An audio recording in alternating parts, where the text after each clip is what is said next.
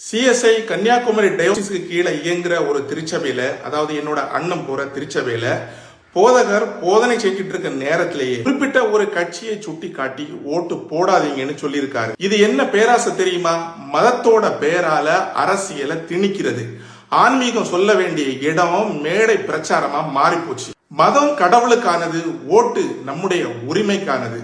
ஒரு போதகர் அரசியலில் தலையிட்டா அவரு கடவுளை பற்றி பிரச்சாரம் பண்ணல, அவரு அரசியல் கட்சியோட பிரச்சாரமா மாறுறாரு. சட்டப்படி பார்த்தாலும் இது தவறுதான். மதத்தை வைத்து ஓட்டு கேட்பது தவறு அப்படின்னு எலெக்ஷன் கமிஷனே சொல்லியிருக்கு. இது ஒரு குற்றம். நம்ம ஓட்டு யாருக்காக அப்படிங்கிற முடிவு ஏதோ ஒரு போதகர் சொல்றதுனால வரக்கூடாது. அது நம்மளோட மனசாட்சி படிதான் அமையணும். கடைசியா ஒரு விஷயம் ஞாபகம் வச்சுக்கோங்க, மதம் புனிதமானது, ஓட்டு நம்மளோட உரிமைக்கானது. இந்த ரெண்டையும் கலக்குறவங்க நம்மளை அடிமையாக்க பாக்குறாங்கன்னு அர்த்தம். மதத்தை மதமாக வணங்குவோம். மதத்தை வைத்து அரசியல் பேசும் போதகர்களை எதிர்த்து கேள்வி கேட்க வேண்டியது ஒவ்வொரு திருச்சபை மக்களின் கடமை.